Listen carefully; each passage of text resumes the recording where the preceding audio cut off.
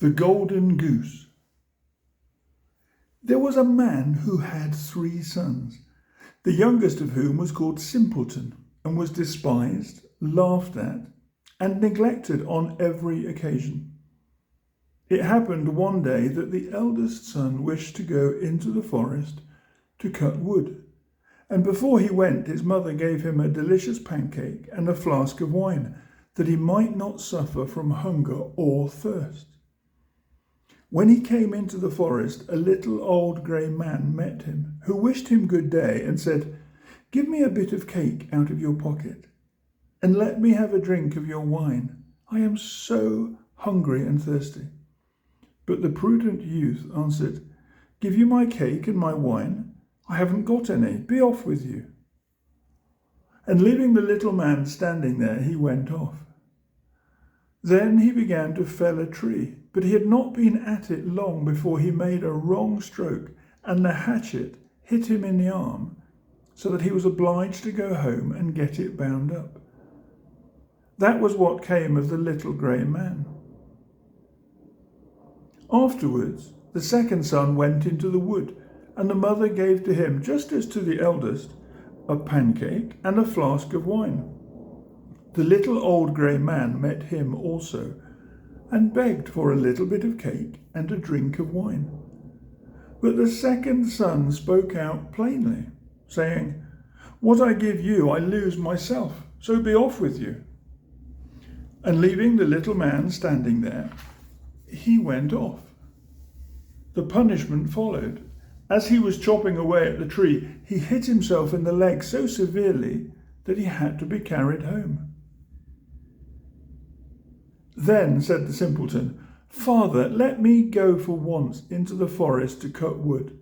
And the father answered, "Your brothers have hurt themselves by so doing. Give it up, you understand nothing about it." But the simpleton went on begging so long that the father said to him at last, "Well, go on then, be off with you. You'll only learn by experience." The mother gave him a cake. It was only made with water and baked in the ashes, and with it a flask of sour beer. When he came into the forest, the little old grey man met him and greeted him. "Give me a bit of your cake and a drink from your flask. I am so hungry and thirsty." And the simpleton answered him, "I have only a flour and water cake and sour beer, but if that is good enough for you, let us sit down together and eat." Then they sat down, and as the simpleton took out his flour and water cake, it became a rich pancake, and his sour beer became good wine. Then they ate and drank, and afterwards the little man said, "As you have such a kind heart, and share what you have so willingly, I will bestow good luck upon you. Yonder stands an old tree. Cut it down, and at its roots you will find something." And thereupon the little man took his departure. The simpleton went there and hewed away at the tree, and when it fell he saw, sitting among the roots, a goose with feathers of pure gold. He lifted it out and took it with him to an inn where he intended to stay the night. The landlord had 3 daughters who, when they saw the goose, were curious to know what wonderful kind of bird it was, and ended up by longing for one of its golden feathers. The eldest girl thought, "I'll wait for a good opportunity, and then I will pull out one of its feathers for myself." And so when the simpleton was gone out, she seized the goose by its wing, but there her finger and hand had to stay held fast. Soon after came the second sister, with the same idea of plucking out one of the golden feathers for herself. But scarcely had she touched her sister than she was also obliged to stay, held fast. Lastly came the third, with the same intentions, but the others screamed out, "Stay away! For heaven's sake, stay away!" But she did not see why she should stay away, and thought, "If they do so, why should not I?" and went towards them. But when she reached her sisters, there she stopped, hanging on with them. And so they had to stay all night. The next morning the simpleton took the goose under his arm and went away, unmindful of the three girls that hung on to it. The three had always to run after him left and right, wherever his legs carried him. In the midst of the fields they met the parson, who, when he saw the procession, said, "Shame on you girls, running after a young fellow through the fields like this." And forthwith he seized hold of the youngest by the hand to drag her away, but hardly had he touched her, when he too was obliged to run after them himself. Not long after the sexton came that way, and seeing the respected parson following the heels of three girls, he called out, "Ho, your reverence, whither away so quickly? You forget that we have another christening today." And he seized hold of him by his gown. But no sooner had he touched him than he was obliged to follow on too. As the five tramped on, one after another, two peasants with their hoes came from the fields, and the parson cried out to them and begged them not to come and set him and the sexton free.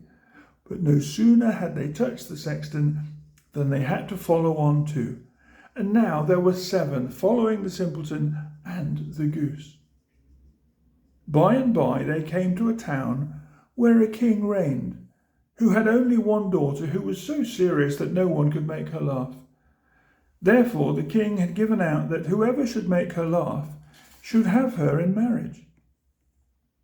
The simpleton, when he heard this, went with his goose and his hangers-on into the presence of the king's daughter. And as soon as she saw the 7 people following always one after the other, she burst out laughing and seemed as if she could never stop. And so the simpleton earned a right to her as his bride. But the king did not like him for a son-in-law and made all kinds of objections, and said he must first bring a man who could drink up a whole cellar of wine.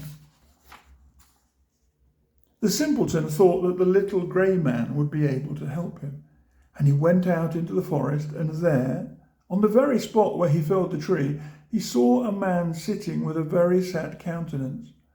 The simpleton asked him what was the matter, and he answered, "I have a great thirst which I cannot quench. Cold water does not agree with me. I have indeed drunk up a whole cask of wine, but what good is a drop like that?" Then said the simpleton, "I can help you. Only come with me, and you shall have enough." He took him straight to the king's cellar, and the man sat him down before the big vats, and drank and drank. And before a day was over, he had drunk up the whole cellar full. The simpleton again asked for his bride, but the king was annoyed that a wretched fellow, called the simpleton by everybody, should carry off his daughter, so he made new conditions. He was to produce a man who could eat up a mountain of bread. The simpleton did not hesitate long, but ran quickly off to the forest, and there, in the same place, sat a man who had fastened a strap around his body, making a very piteous face and saying, "I have eaten a whole bakehouse full of rolls, but what is the use of that when one is so hungry as I am? My stomach feels quite empty, and I am obliged to strap myself together that I may not die of hunger." The simpleton was quite glad of this and said, "Get up quickly and come along with me, and you shall have enough to eat." He led him straight to the king's courtyard, where all the meal in the kingdom had been collected and baked into a mountain of bread. The man out of the forest settled himself down before it and hastened to eat, and in one day the whole mountain had disappeared. Then the king asked for his bride the 3rd time. The king, however, found one more excuse, and said he must have a ship that should be able to sail on land or on water. "So soon," said he, "as you come sailing along with it, you shall have my daughter for your wife." The simpleton went straight to the forest, and there sat the little old grey man with whom he had shared his cake, and he said, "I have eaten for you, and I have drunk for you. I will also give you the ship, and all because you were kind to me at the first." Then he gave him the ship that could sail on land and on water. And when the king saw it, he knew he could no longer withhold his daughter. The marriage took place immediately, And at the death of the king, the simpleton possessed the kingdom and lived long and happily with his wife.